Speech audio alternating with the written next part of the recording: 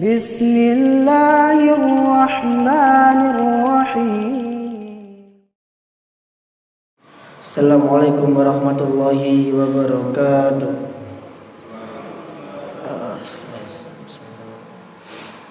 Innal hamdalillahi nahmaduhu wa nasta'inuhu wa nastaghfiruh wa na'udzu billahi min sururi anfusina wa min sayyiati a'malina. Man yahdihillahu fala mudhillalah wa man yudlil fala hadiyalah. Asyhadu an la ilaha illallah wahdahu la syarikalah wa asyhadu anna Muhammadan abduhu wa rasuluh. Allahumma salli wa sallim ala nabiyyina wa syafi'ina Muhammad wa ala alihi wa ashabihi wa man tabi'ahum ila yaumiddin. Amma ba'du.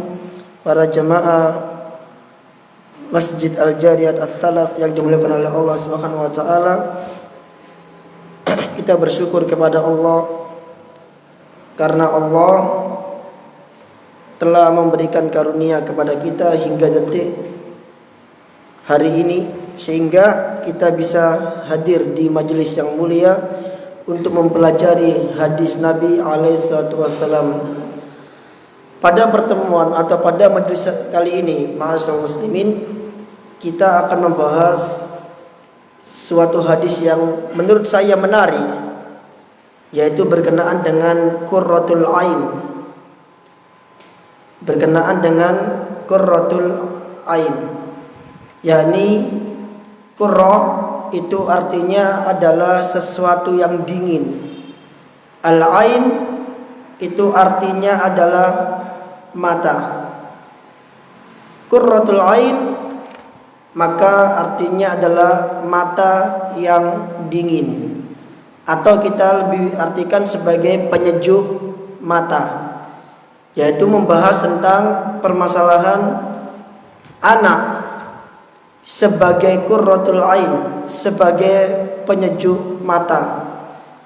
Yang seperti apa dikatakan anak sebagai penyejuk mata itu? Apa ciri-cirinya? Nah, ini yang akan kita pelajari di sini. Apa gunanya? Tentu gunanya adalah untuk kehidupan kita sehari-hari. Bahwasannya kriteria seorang anak, seorang istri atau keluarga yang diridhoi oleh Allah Azza wa Jalla itu adalah ketika mereka menjadi qurratul ain. Karena kalau mereka tidak menjadi qurratul ain, maka mereka bukan menjadi keluarga yang diridhoi oleh Allah Azza wa Jalla. Nah, ini yang kita harus tahu. Qurratul ain itu yang seperti apa modelnya, apa ciri-cirinya. Nah, ini yang harus kita pahami atau kita ketahui. Baik. Kita baca hadisnya, hadis ke-87, cukup panjang, dan insyaallah kita akan jelaskan tentang masalah qurratul ain.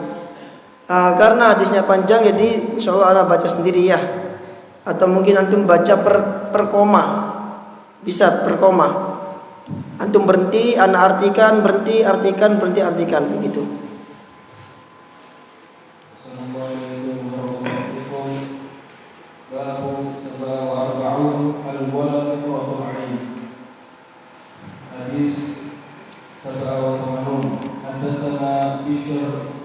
Ibnu Muhammad qala akhbarana Abdullah qala akhbarana Safwan ibnu Amr qala hadatsani Abdurrahman ibnu Jubair ibnu Nufair an Abi qala jalasna ila Bani ibnu Aswad yawman. Baik. Babul walad qurratul ain. Bab anak itu adalah qurratul ain, yakni penyejuk mata. Kemudian Al-Imam Bukhari membawakan sebuah hadis, yang hadis ini itu terdapat pada tafsir Ibnu Katsir ketika menafsirkan masalah qurratul ain. Jadi hadis yang kita baca ini ada dalam tafsir Ibnu Katsir ketika beliau menafsirkan tentang qurratul ain. Haddatsana Bishr ibn Muhammad qala telah menceritakan kepada kami Bishr bin Muhammad, dia berkata, akhbarona Abdullahi qala telah mengabarkan kepada kami Abdullah, dia berkata, akhbarona Sofwan bin Amr telah mengabarkan kepada kami Sofwan bin Amr, qala dia berkata, haddatsani Abdurrahman ibn Jubair ibn Nufair telah menceritakan kepadaku Abdurrahman bin Jubair bin Nufair an abihi dari bapaknya. Jadi bapaknya siapa? Abdurrahman. Siapa bapaknya Abdurrahman? Jubair bin Nufair. Qala dia berkata, jalasna ilal Miqdad bin al-Aswad yauman. Suatu hari kami bermajelis dengan Al-Miqdad bin Al-Aswad, seorang sahabat Nabi alaihissalam. Suatu hari kami bermajelis dengan Miqdad bin Aswad radhiyallahu anhu. Baik. Amara bihi rajulun faqala tuba lihataini ainaini lataini Allah tuba lihataini al-aini allataini aywa allataini ra'ta Rasulullah SAW. Baik. Famarra bihi rajulun, maka tiba-tiba ada seseorang yang melewati Miqdad bin Aswad. Tidak dikenal siapa orang ini. Yang jelas orang ini lewat di depannya Miqdad bin Aswad. Terus tiba-tiba orang ini mengatakan, tuba. Masih ingat tentang tuba? Apa tuba itu? Asy-syajarah, sebuah pohon. Yang ada di mana? Yang ada di surga. Seberapa besar? Yang mana kalau seseorang berada di bawah pohon itu, dia menaiki kuda, maka berapa lama? Mungkin sekitar 100 tahun mungkin kalau nggak salah. Maka penunggang kuda itu belum keluar dari pohon tersebut, belum keluar dari naungan pohon tersebut. Tuba itu adalah sebuah nama pohon yang ada dalam surga. Kata dia, tuba, betapa bahagianya lihatainil ainainil lataini, bagi kedua mata yang ra'ata Rasulullah sallallahu alaihi wasallam, yang telah melihat Rasul sallallahu alaihi wasallam. Siapa yang dimaksud pemuda ini? Yaitu Miqdad bin Aswad. Karena Miqdad seorang sahabat, maka Miqdad sudah pernah melihat Nabi sallallahu alaihi wasallam. Maka orang ini mengatakan betapa senangnya, betapa bahagianya orang yang kedua matanya pernah melihat Nabi sallallahu alaihi wasallam. Jadi dia mengira bahwa orang yang pernah ketemu Nabi itu adalah orang yang bahagia. Tapi apa kata Miqdad? Lanjut. Wallahi lawadidna anna ra'ayna ma ra'aita. Dia terus Wa syahidna ma syahidta. Terus fastughdiba faja'altu a'jabu. Terus ma qala illa khairan. Baik. Wallahi, demi Allah, kata pemuda ini, lawadidna anna ra'ayna ma ra'aita. Andai saja aku melihat seperti yang dia melihat. Paham maksudnya? Dia berharap dia bisa melihat Rasulullah SAW sebagaimana Miqdad. Wa syahidna ma syahidta. Andai saja kami menyaksikan apa yang telah dia saksikan. Mendengar ucapan pemuda tersebut, apa yang terjadi pada Miqdad? Fastughdiba, maka Miqdad emosi, Miqdad marah mendengar ucapannya tersebut. Maka orang-orang yang hadir, yakni perawi hadis ini, yaitu bapaknya Abdurrahman yang bernama Jubair bin Nufair ini, dia mengatakan faja'altu a'jab, maka hal itu membuatku terkejut. Maqala illa khairan, padahal orang ini menurutku dia tidak mengatakan kecuali sesuatu yang baik. Tapi kenapa kok Mikdad malah marah mendengar ucapan orang ini? Kemudian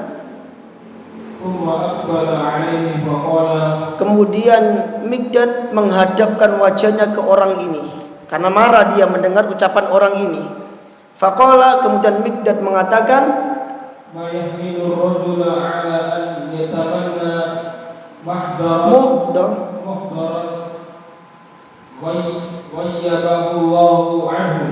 Mikdad mengatakan, apa yang menyebabkan laki-laki ini an yatamanna, berharap, muqdaron, berharap bisa mengetahui atau melihat, ghayyabahullahu anhu, sesuatu yang tidak diperlihatkan oleh Allah Azza wa Jalla. Maksudnya apa yang memotivasi orang ini sampai berharap ingin melihat sesuatu yang tidak diperlihatkan oleh Allah kepada dirinya. Terus, la yadri law shahidahu kaifa yaqulu fihi. Ini yang membuat Mikdad itu nggak habis pikir. La yadri, dia itu nggak tahu. Law syahidahu kaifa yakunu fihi. Kalau misalkan dia ditakdirkan oleh Allah melihat Rasul sallallahu alaihi wasallam, dia itu nggak tahu apa yang bakal dia lakuin ketika itu. Paham ya? Kalau seandainya dia ditakdirkan oleh Allah melihat Rasul sallallahu alaihi wasallam, dia nggak tahu apakah apa yang akan atau apa yang bakal dia lakuin ketika dia melihat Rasul sallallahu alaihi wasallam. Dia nggak tahu itu. Nah, ini yang membuat Mikdad itu nggak habis pikir. Kenapa dia sampai berharap ingin melihat Rasul? Padahal kalau seandainya dia ditakdirkan oleh Allah melihat Rasul, dia nggak tahu apa yang harus dia lakukan. Karena ketika seseorang melihat Rasul, itu ada konsekuensinya. Nggak cuma sekedar melihat, tapi ada konsekuensinya. Dan konsekuensinya tidak gampang. Makanya bagi kita, seandainya kita ditakdirkan oleh Allah melihat Rasul, itu konsekuensinya nggak gampang. Dan mungkin kita tidak akan bisa menanggung konsekuensi tersebut. Jadi sebenarnya ketika kita Allah takdirkan hidup di zaman sekarang, ini sebenarnya harus ada rasa syukurnya. Karena ketika kita ditakdirkan oleh Allah hidup di zaman Rasul SAW, belum tentu kita bisa melakukan konsekuensi tersebut. Jadi ada konsekuensinya. Tayyib, terus. Laqad hadara Rasulullah sallallahu alaihi wasallam aqwamun kabbahumullahu ala manakhirihim fi jahannam. Lihat ini. Sungguh laqad hadara Rasulullah sallallahu alaihi wasallam aqwamun, sungguh telah banyak orang yang dia hidup bersama Nabi sallallahu alaihi wasallam. Banyak orang yang hidup di zaman Nabi sallallahu alaihi wasallam, melihat Nabi sallallahu alaihi wasallam. Tapi apa yang terjadi? Kabbahumullahu ala manakhirihim fi jahannam. Tapi justru Allah seret wajahnya kepada jahanam. Artinya melihat Nabi SAW itu bukan jaminan kebahagiaan kalau dia tidak melakukan apa tadi? Konsekuensinya. Karena kalau dia nggak melakukan konsekuensi, apa yang terjadi? Kabbahumullahu ala manakhirihim fi jahannam. Allah akan seret wajahnya ke dalam neraka jahanam. Jadi itu bukan suatu konsep atau bukan suatu patokan yang pasti. Oh, kamu kok melihat Nabi pasti bahagia, bukan. Buktinya banyak orang yang ketemu Nabi tapi justru orang itu masuk ke dalam jahanam. Lanjut. Lam yujibuhu wa lam yusaddiquhu. Ini dia. Kenapa mereka masuk ke dalam jahanam? Lam yujibuhu, karena mereka tidak mengijabahi dakwanya Rasul SAW. Walam yusaddiquhu, dan mereka juga tidak membenarkan Nabi SAW. Yang mana ketika itu Nabi SAW membawa suatu mukjizat, untuk bisa membenarkan mukjizat itu apakah hal yang mudah? Hal yang susah. Hal yang susah, butuh keimanan yang tinggi. Ya kalau imannya bisa biasa, maka akan masuk ke dalam hatinya rasa asyak, ragu-ragu. Apa buktinya? Lihat para sahabat Rasulullah SAW, mereka udah beriman kepada Rasul SAW. Tapi ketika datang berita Isra Mi'raj, berapa para sahabat yang yakin kalau itu terjadi. Itu sekelas sahabat, semuanya ragu kecuali satu orang. Siapa? Abu Bakar.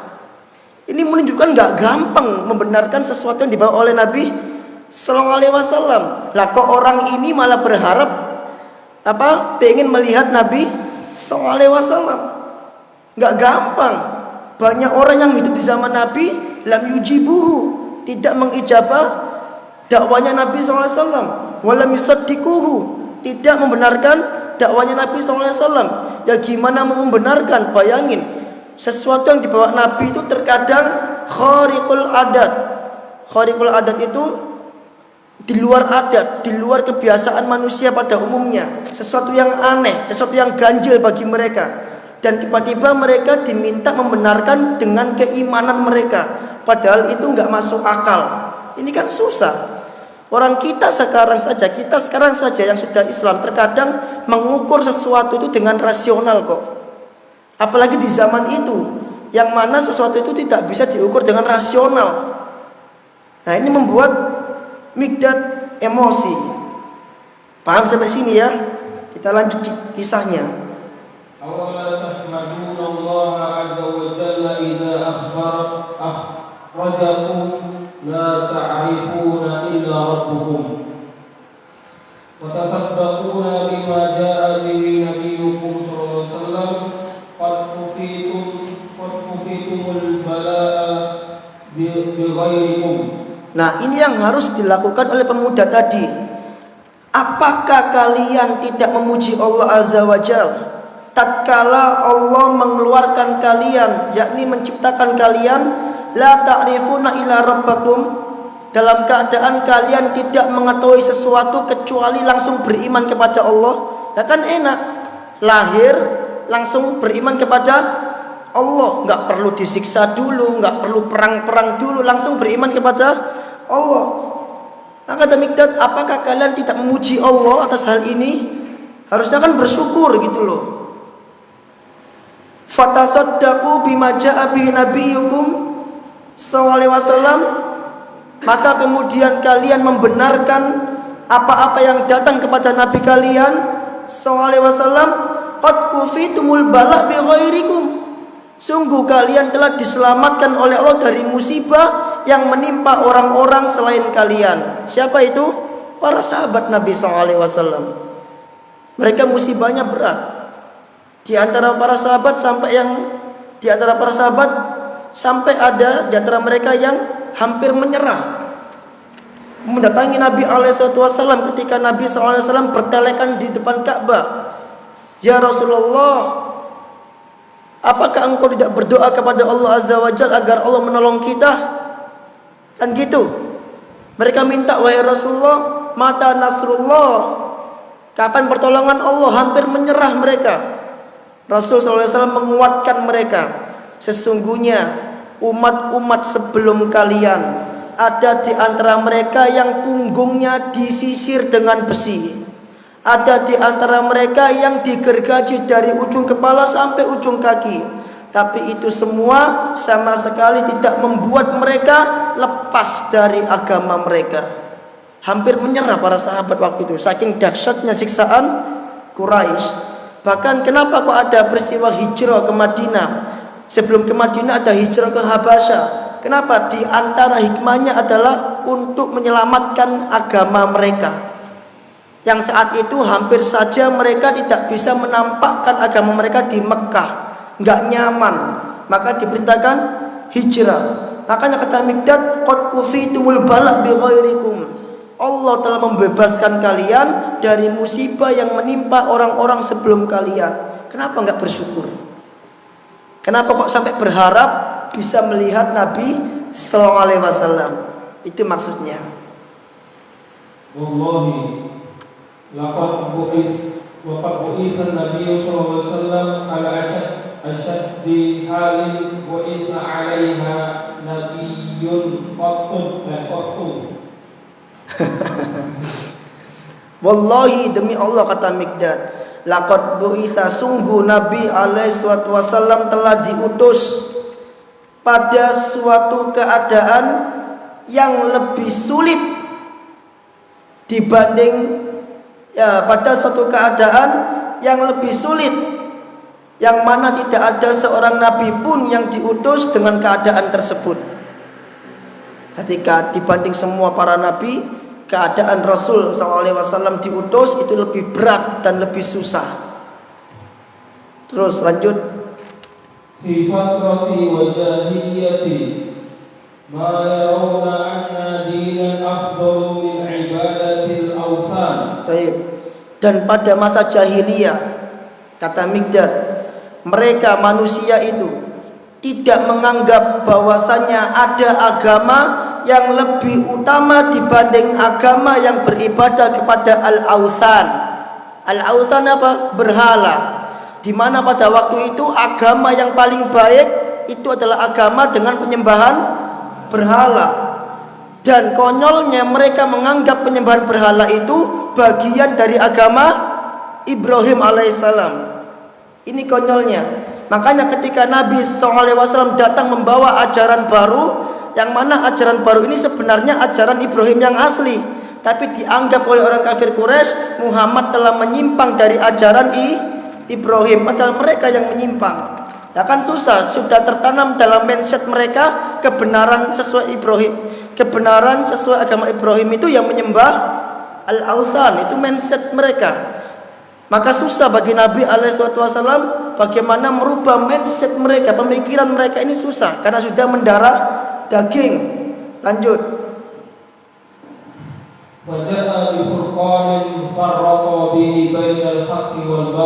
Maka Nabi SAW pun datang bifurqan, dengan membawa al-furqan, pembeda antara yang benar dan yang batil. Apa itu?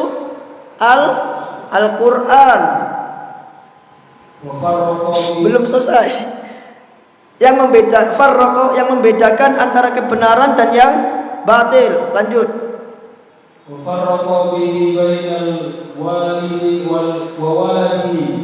Ini termasuk tugas kebenaran, konsekuensi dari kebenaran, yang mana Al-Furqan tersebut, yakni yang dibawa oleh Nabi SAW itu bisa memisahkan antara orang tua dengan anaknya. Artinya ketika Nabi datang, banyak anak bermusuhan dengan orang tuanya, banyak orang tua bermusuhan dengan anaknya. Maka dakwah tauhid itu adalah dakwah yang memecah belah. Memecah belah apa Ustaz? Memecah belah antara tauhid dengan syirik, memecah belah antara sunnah dengan bid'ah. Dakwah yang memecah belah. Nuh berpecah dengan anaknya, Nabi Lut berpecah dengan istrinya, Nabi Ibrahim berpecah dengan ayahnya, dan Rasul SAW berpecah dengan semua kerabat-kerabatnya, dan para sahabat berpecah dengan orang tuanya atau anak-anaknya atau mungkin kerabat-kerabat yang lainnya. Maka dakwah ini dakwah yang memecah belah. Memecah belah apa? Memecah belah bainal haqqi wal batil. Memecah belah antara kebenaran dengan yang batil. Terus lanjut. Hatta in kana rajulu la yara walidahu aw waladahu aw akhahu kafiran wa qad fatahu Allahu kufla qalbihi bil iman.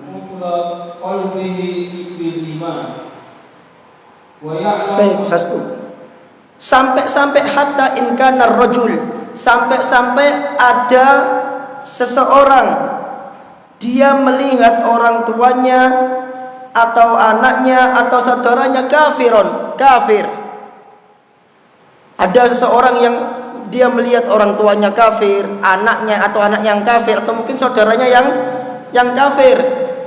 Wa qad fathallahu kufla qalbi bil iman. Sedangkan orang ini diberi hidayah oleh Allah dengan keimanan. Dia melihat orang tuanya kafir, dia beriman, tapi dia melihat orang tuanya kafir, anaknya kafir, saudaranya juga kafir. Apa konsekuensi dari hal itu? Lanjut. Nah, ini konsekuensinya. Maka dia pun mengetahui bahwasannya keluarganya tersebut, anaknya tersebut, saudaranya tersebut yang kafir itu halakah, akan celaka, dakhalan nar, dan akan masuk ke dalam neraka. Loh, ya apa perasaannya kira-kira? Campur aduk. Diajak itu tidak mau, kalau nggak diajak dia akan masuk ke dalam neraka. Udah jelas-jelas. Makanya ma'asyiral muslimin, di antara penyesalan Hindun binti Uqbah radhiyallahu anha, termasuk mertua Nabi alaihi wasallam, karena Hindun itu istrinya Abu Sufyan. Di antara bentuk penyesalan Hindun adalah ketika dia masuk Islam dalam peristiwa Fathu Makkah. Kemudian dia teringat dengan Uqbah, bapaknya, dan dia menyesal. Kenapa menyesal? Karena dulu dia dan bapaknya termasuk orang yang memerangi Nabi alaihissalam. Sekarang dia masuk Islam, tapi bapaknya mati dalam keadaan kafir. Berarti kemana bapaknya? Ke neraka. Ini yang dirasakan oleh para sahabat. Mereka melihat orang-orang yang mereka sayangi itu masuk ke dalam neraka langsung dengan mata kepala mereka sendiri, dan sudah divonis pasti masuk ke dalam neraka. Campur baur perasaan para sahabat. Makanya saya pernah ceritakan waktu itu ketika peristiwa Fathu Makkah, datang Abu Quhafa. Siapa Abu Quhafa? Bapaknya Abu Bakar As-Siddiq. Abu Bakar datang kepada Rasul, wahai Rasulullah, Abu Quhafa ingin masuk Islam. Maka diajaklah, digandenglah Abu Quhafa oleh Abu Bakar untuk menemui Nabi alaihissalam. Kata Nabi SAW, seharusnya bukan Abu Quhafa yang kesini, tapi aku yang kesana. Sebagai bentuk ketawaduan Nabi SAW. Kemudian dijabatlah tangan Nabi alaihissalam dengan tangan Abu Quhafa. Di antara para sahabat yang semua keluarganya masuk Islam itu hanya Abu Bakar. Istrinya, bapaknya, anaknya, semuanya masuk Islam, itu adalah Abu Bakar. Berarti semua sahabat yang lain ada di antara anggota keluarga mereka yang tidak masuk Islam. Karena dicatat oleh para ulama, sahabat satu-satunya sahabat yang semua keluarganya masuk Islam itu hanyalah Abu Bakar. Dijabat tangan Nabi alaihissalam oleh Abu Quhafa, Abu Bakar nangis. Apa kata Abu Bakar? Ya Rasulullah, aku berharap kalau seandainya yang menjabat tanganmu ini adalah pamanmu Abu Thalib. Karena pamanmu Abu Thalib itu lebih berhak masuk Islam dibanding bapakku Abu Quhafa. Karena Abu Quhafa enggak punya peran apa-apa dalam Islam. Sedangkan Abu Thalib perannya besar dalam Islam, andilnya besar dalam Islam. Tapi takdir berkata lain. Orang yang disayang oleh Nabi SAW menangis Nabi SAW ketika wafatnya Abu Thalib. Ternyata yang menjabat tangan saat ini adalah Abu Quhafa. Abu Bakar ikut nangis. Seharusnya Abu Thalib yang menjabat tangan engkau, wahai Rasulullah, bukan Abu Quhafa. Campur baur perasaan para sahabat waktu itu. Ini yang membuat Mikdad kok sampai pemuda ini berpikiran ingin melihat Nabi SAW atau hidup bersama Nabi SAW. Padahal itu nggak gampang, itu susah banget. Karena konsekuensinya kau harus melihat keluargamu masuk ke dalam neraka. Itu konsekuensi dia. Pada perang Badar saja, pada perang Badar Allah turunkan ayat, la yajidu qauman yu'minuna billahi wal yaumil akhir yuwadduna man haddallaha wa rasulah. Kamu enggak akan pernah menemui suatu kaum yang dia saling berkasih sayang dengan orang-orang yang memusuhi Allah dan Rasulnya. Siapa yang dimaksud? Walau kana aba'uhum au abna'uhum au ikhwanuhum au ashiratuhum, meskipun itu bapak-bapak mereka atau saudara-saudara mereka atau mungkin kerabat-kerabat mereka. Artinya di perang Badar para sahabat itu berperang dengan keluarga mereka sendiri, membunuh keluarga mereka sendiri.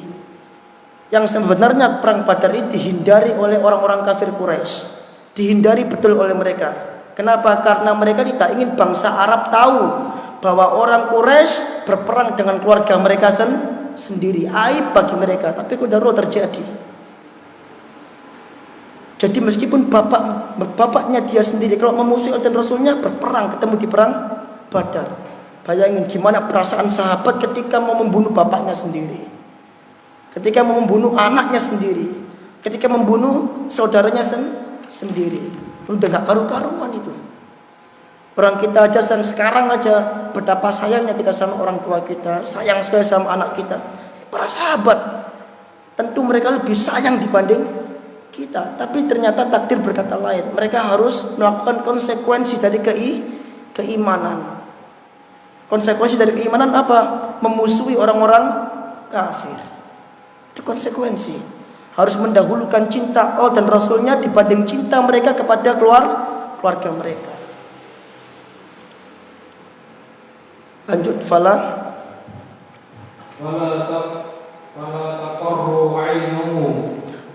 tuqarru ainuhu. Maka keluarga-keluarga itu, kata Miqdad, yang kafir-kafir itu, yang masuk neraka itu, fala tuqarru ainuhu, tidak menjadi penyejuk mata bagi para sahabat. Luar biasa. Tidak menjadi penyejuk mata bagi para sahabat. Kenapa? Wa huwa ya'lamu anna habibahu finnar. Karena dia mengetahui bahwasanya orang yang dia cintai itu masuk ke dalam neraka. Wa annaha lillati qala azza wajal, dan inilah yang dimaksud oleh firman Allah Ta'ala, walladzina yaquluna rabbana hab lana min azwajina wa dzurriyyatina qurrata a'yun, yaitu orang-orang yang meminta kepada Allah, ya Allah, wahai Tuhan kami, hab lana, anugerahkanlah pada diri kami, min azwajina, dan pada istri-istri kami, wa dzurriyyatina, dan pada anak keturunan kami, qurrata a'yun, sebagai penyejuk mata. Doa ini mengandung 3 permintaan. Menjadikan diri kami sebagai qurrata a'yun, jadikan diri kami sebagai qurrata a'yun. Yang kedua, jadikan istri kami sebagai qurrata a'yun. Yang ketiga, jadikan anak cucu kami sebagai qurrata a'yun. Kalau antum lihat doa ini, yang kata Miqdad, inilah yang kata Miqdad tadi, bahwa mereka tidak menjadi qurrata a'yun karena mereka masuk ke dalam neraka. Maka seseorang yang menjadi qurrata a'yun, maka mereka adalah orang-orang yang masuk ke dalam surga. Maka secara tidak langsung ketika kita berdoa Rabbana hab lana min azwajina wa dzurriyyatina qurrata a'yun waj'alna lil muttaqina imama, ini secara enggak langsung kita mendoakan diri kita, istri kita, dan dzurriyyah kita sebagai orang yang masuk ke dalam surga. Apa konsekuensinya kalau masuk ke dalam surga? Apa sebabnya kok bisa masuk ke dalam surga? Sebabnya ada pada qurrata a'yun ini. Yaitu apa itu qurrata a'yun? Ibnu Katsir mengatakan, kapan seseorang dikatakan sebagai qurrata a'yun? Maksudnya Ibnu Katsir mengatakan, alladzina yas'alunallaha an yukhrija min aslabihim wa dzurriyyatihim man yuti'uhu wa ya'buduhu wahdahu la syarikalah. Seseorang itu bisa menjadi qurrata a'yun kapan? Orang yang ketika orang itu memohon kepada Allah agar Allah mengeluarkan dari tulang sulbinya dan anak keturunannya orang yang mentaati Allah, menyembah Allah, mentauhidkan Allah, dan tidak berbuat syirik kepada Allah. Berarti qurrata a'yun ketika anak tersebut bertauhid, ketika kita bertauhid, ketika istri kita bertauhid, maka dia menjadi qurrata a'yun, penyejuk mata bagi kita. Kita melihat anak kita di atas tauhid, alhamdulillah. Kita melihat istri kita di atas tauhid, alhamdulillah. Kita senangnya bukan main. Berbeda dengan para sahabat. Berbeda dengan para sahabat, istrinya tidak menjadi qurrata a'yun, orang tuanya enggak menjadi qurrata a'yun karena di atas kekafiran. Ini yang pertama, jamaah. Terus apalagi? Ibnu Abbas mengatakan, ya'nuna man ya'malu bit-tha'ah. Yang dimaksud dengan qurrata a'yun adalah orang yang melakukan ketaatan.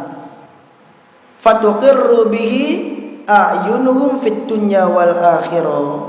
Maka menjadilah ia penyejuk mata di dunia dan di akhirat. Berarti qurrata a'yun ketika kita mentaati Allah Azza wa Jalla, ketika istri kita mentaati Allah Azza wa Jalla, ketika anak keturunan kita mentaati Allah Azza wa Jalla, maka saat itu dia menjadi apa? Qurratu a'yun. Ikrimah mengatakan, lam yuridu bidzalika subahatan wala jamalan. Yang dimaksud qurrata a'yun itu adalah mereka tidak mengharapkan anak cucu mereka, istri-istri mereka menjadi orang yang cantik atau ganteng. Itu bukan intinya. Karena Allah nggak melihat cantik dan ganteng. Allah nggak melihat itu. Allah melihat kamu taat apa enggak. Allah melihat kamu bertauhid atau enggak. Yang Allah lihat. Maka qurrata a'yun itu, penyejuk mata itu bukan dimaksudkan sebagai orang yang ganteng dan cantik. Jadi lek elek gak qurrata a'yun gitu. Lek ganteng qurrata a'yun, bukan itu yang dimaksud. Lek elek sepet ndeloke. Lek ireng ndeloke sepet. Lek irunge mancung, hidungnya mancung. Lambene apa bahasa Jawanya itu sigar jambe. Alise nanggal sepisan. Qurrata a'yun ini. Bukan itu yang dimaksud. Mesio irunge pesek, bibirnya bukan sigar jambe, sigar ropo gitu. Alise bukan apa nanggal sepisan, nanggal ping loro ya gak apa-apa gitu. Ketika dia tetes tauhid dan bertakwa pada Allah, maka dia menjadi qurrata a'yun. Ini kata Ikrimah. Yang dimaksud bukan subahatan wala jamalan, bukan cantik, bukan ganteng. Apa yang dimaksud? Walakin aradu an yakunu muti'in.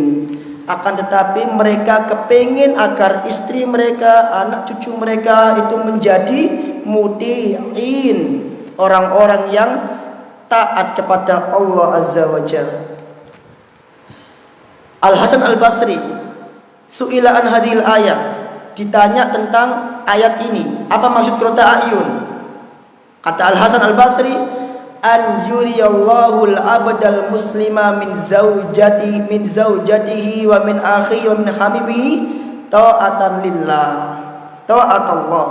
Yakni Allah memperlihatkan pada seorang hamba yang muslim dari istrinya, saudaranya, anak cucunya atau kerabatnya itu mentaati Allah Azza wa Jalla. Jadi Allah memperlihatkan bagi orang ini yang berdoa ini, diperlihatkan oleh Allah, itu loh istrimu mentaati Allah, itu loh anakmu mentaati Allah. Jadi dia melihat keluarganya mentaati Allah. Ketika dia melihat keluarganya mentaati Allah, maka keluarganya itu menjadi qurrata a'yun. Maksudnya membuat dia bahagia. Lalu apa kata Al-Basri? Ini antum ingat-ingat ini, antum catat ini hakikat kebahagiaan seseorang. Kata Al-Basri, la wallahi, tidak demi Allah, ma syai'un aqarra li ainil muslim min anzura waladan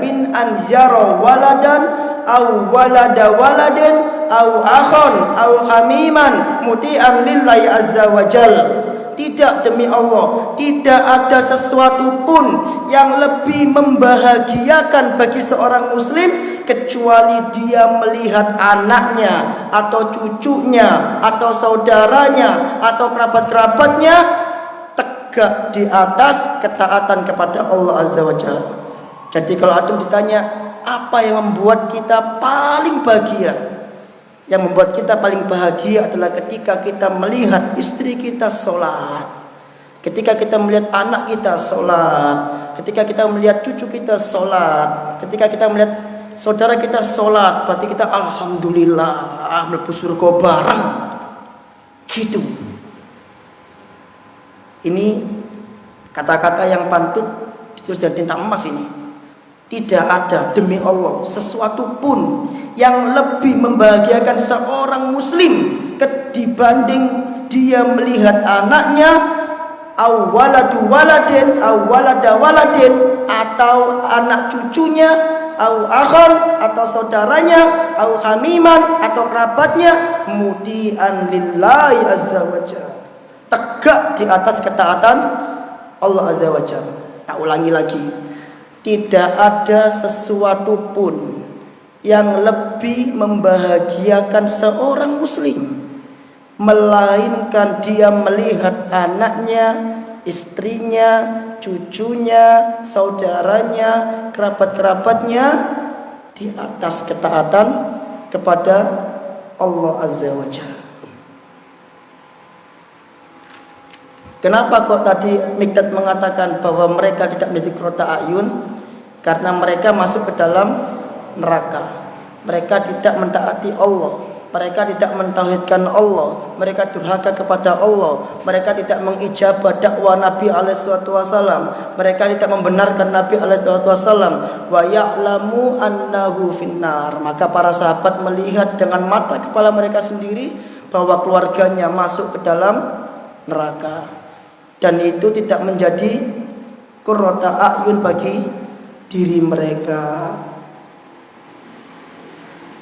Maka jawaban dari pertanyaan yang pertama tadi, kapan seorang anak menjadi qurrata a'yun? Maka jawabannya adalah ketika anak itu mentauhidkan Allah dan di atas ketaatan kepada Allah Azza wa Jalla. Meskipun dia tidak hafal Quran, meskipun dia tidak alim, tapi ketika dia taat kepada Allah di atas tauhid, itu minimal. Dan yang paling minimal lagi, saya bilang kepada salah seorang wali murid, ketika dia nanti dewasa dan dia tumbuh di atas sunnah dan menjadi singa ahlu sunnah, membela sunnah, dibubarkan kajiannya, dia orang pertama yang pasang badan, itu cukup. Berarti kita sudah berhasil. Gak harus hafal Quran. Kita pakai standar minimal. Minimal ketika dia tumbuh membela Nabi alaihissalam, membela kaum muslimin dari celaan orang-orang kafir, dari celaan orang yang menyimpang, maka anak ini sudah berada di rel yang benar, cukup. Qurrata a'yun insyaallah. Maka untuk mencapai qurrata a'yun ini tentu ada ikhtiarnya jamaah, ya kan? Ada sebabnya. Enggak ujuk-ujuk moro-moro qurrata a'yun, tak mungkin. Pasti ada sebabnya. Maka hendaklah kita memperhatikan betul sebab-sebab tersebut. Thayyib. Dan terakhir adalah kandungan hadis ini sedikit, kok di kitab saya banyak, tapi karena sudah 5:30 ini jelas. Kata Syekh, annal mu'mina idza ra'a ahlahu yusyarikuna fi ta'atillah, bahwasanya orang yang beriman apabila dia melihat keluarganya yusyarikuna fi ta'atillah, bergabung dengan dirinya dalam mentaati Allah, surra bidzalika qalbuhu, maka hal itu akan membawa kebahagiaan bagi hatinya. Wa qarrat bihi ainuhu, maka hal itu akan membawa penyejuk bagi matanya. Orang kalau marah itu matanya kan sepet, Pak. Delok iku wis males gitu. Berarti kan enggak sejuk. Kalau dikatakan sejuk itu berarti dia seneng melihatnya. Oh anakku sholat re, alhamdulillah. Oh anakku ngaji re, alhamdulillah. Itu kan sejuk berarti lihatnya kan. Sejuk sekali. Itu maksudnya sejuk itu seperti itu. Lil musa'adati fit dini, ketika membantu dalam urusan agama. Wa tawaqqa'u luhukihim bihi fil jannah, dan bertemu dengan mereka di surga. Kemudian yang kedua, al waladu, seorang anak, alladzi taqarru bihil ainu, yang menjadi penyejuk mata. Siapa itu? Huwal waladus sholih, yaitu anak yang soleh. Laisa kullu waladin bi qurrati ainin, karena tidak setiap anak bisa menjadi qurrata ain. Hanya anak yang soleh saja yang bisa menjadi qurrata ain. Pada akhirnya kita memohon kepada Allah Azza wa Jalla agar Allah menjadikan kita, diri kita dulu, ya. Yang penting kita dulu. Kalau kita ingin orang lain soleh, yang penting kita dulu harus disolehkan. Demikian juga dengan seorang guru. Dikatakan dalam kitab Tadkiratus Sami wal Mutakallim, dikatakan di situ oleh Ibnul Jamaah mengatakan, hendaklah seorang guru itu memulai dari dirinya sendiri, memulai dulu dari dirinya sendiri sebelum menyuruh muridnya. Artinya apa? Artinya jangan sampai seorang guru itu menyuruh muridnya sesuatu yang dia tidak lakukan. Hendaklah seorang guru itu membenci sesuatu pada muridnya sebagaimana membenci sesuatu pada dirinya. Kalau dia benci muridnya malas, maka seharusnya guru itu juga benci kalau dirinya malas.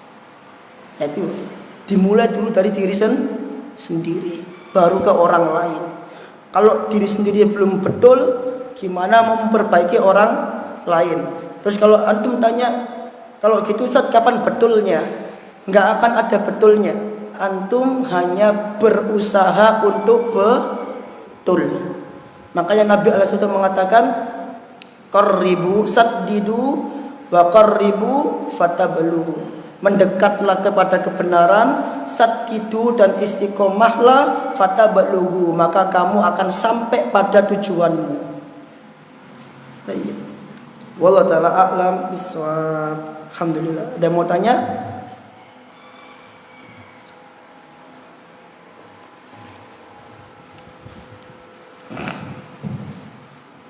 Assalamualaikum warahmatullahi wabarakatuh. Yang kita di dalam ayat Al-Furqan ini kan dibilang azwajina, dan hadis setelahnya itu juga Nabi mendoakan Anas bin Malik dengan memperbanyak harta dan anaknya. Otomatis kalau banyak anak berarti istrinya juga banyak. Nah, hukum asal menikah itu apa, Pak? Istri satu atau istri lebih dari satu? Ya, ikhtilaf para ulama tentang hukum asal menikah. Sebagian ulama di antara dalam madhab Hanbali mengatakan bahwa hukum asal menikah itu adalah satu orang wanita. Dikatakan di dalam kitab Zadul Mustaqni, wa tusannu nikahun wahidatun, dan disunahkan menikah cukup satu. Sebagian lagi mengatakan hukum asal menikah itu adalah banyak, alias lebih dari satu. Makanya Ustaz Zainal Abidin mengatakan kalau lebih dari satu itu gentleman. Kalau cuma satu itu cemen. Kalau enggak punya namanya no comment. Gitu kan? Walhasil kita tidak perlu memperdebatkan masalah itu, karena di antara para ulama juga di antara mereka ada yang tidak menikah. Kenapa mereka enggak menikah? Mereka memiliki prinsip yaitu ta'allimu qabla tasawwadu. Belajarlah, carilah ilmu sebelum engkau menjadi pemimpin. Maka mereka menganggap menikah itu bisa mengganggu fokus dalam belajar. Bahkan Al-Khatib Al-Baghdadi mengatakan seseorang yang menikah itu dia seperti menaiki kapal. Kalau dia punya anak, maka kapalnya akan pecah. Maksudnya apa? Fokusnya nggak akan bisa untuk ke belajar, akan pecah nanti. Makanya banyak dari para ulama yang dia hidup uzab, membujang. Ala kulli hal, hukum nikah sendiri juga berbeda-beda. Ada yang wajib, ada yang sunnah. Menikah yang wajib ketika hal itu memang harus membuat dia harus menikah. Misal dia tidak bisa menahan syahwatnya, maka menikah menjadi wajib hukumnya bagi dia. Tapi bagi orang-orang yang bisa menahan syahwatnya dengan puasa, maka menikah bisa menjadi sunnah hukumnya. Nggak harus cepet-cepet, nggak harus. Karena di antara tujuan menikah adalah tujuannya adalah untuk menahan syahwat. Ya, tamam? Itu ada dalam Zadul Mustaqni, wa tusannu nikahun wahidatun, dan disunahkan menikah satu. Jadi yang sudah menikah satu itu sudah sesuai dengan sunnah. Assalamualaikum warahmatullahi wabarakatuh. Terkait dengan pelajaran yang diambil dari hadis ini, Ustaz. Kami juga berkeinginan atau punya anggapan bahwa dia bisa bertemu dengan Rasulullah itu adalah sebuah anugerah. Betul. Karena akan tapi di lain tidak, orang-orang yang menolak dahulu Nabi, terutama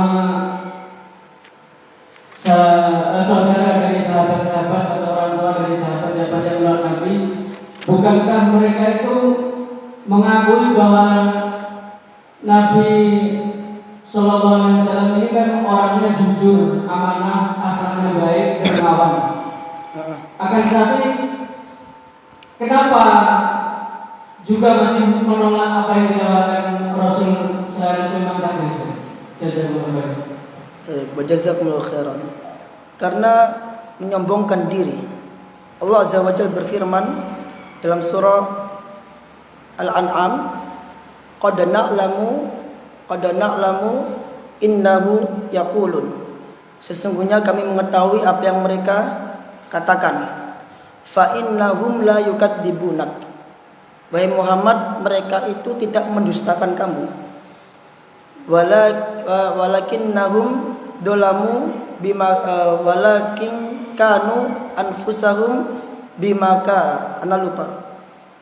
Qad na'lamu innahu yaqulun fa innahum la yukadzibunak walakinnahum kadzabu wa ta'ala. Ana lupa. Jadi ayat setelahnya itu wahai Muhammad fa innahum la yukadzibunak. Mereka itu tidak sedang mendustakan kamu, tapi mereka itu mendustakan apa yang diturunkan kepada kamu.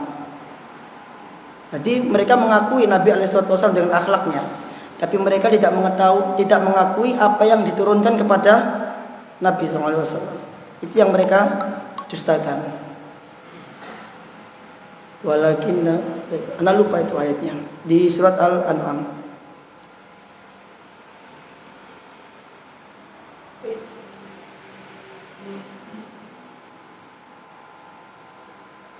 Walakinnad dhalimina bi ayatillahi yajhadun. Akan tetapi mereka bersikap dolim terhadap ayat-ayat Allah, yajhadun, dengan cara menolaknya. Nah, itu mungkin jawabannya. Jadi kenapa kok mereka seperti itu? Ya karena mereka tidak mengakui apa yang diturunkan kepada Nabi SAW. Istilahnya adalah istikbar, menyombongkan diri. Kufur kan ada macam-macam. Ada kufur iba, kufur karena menolak, ada kufur karena istikbar, kufur karena menyombongkan diri, ada kufur al-i'rad, kufur karena menolak. Kan macam-macam yang membuat orang kufur. Di antara kekufuran mereka adalah karena mereka menyombongkan diri di hadapan Allah Azza wa Jalla, di hadapan ayat-ayat Allah Azza wa Jalla. Nah, terus ada lagi? Baik. Subhanakallah wa bihamdika asyhadu an la ilaha illa anta astaghfiruka wa atubu ilaik. Assalamualaikum warahmatullahi wabarakatuh.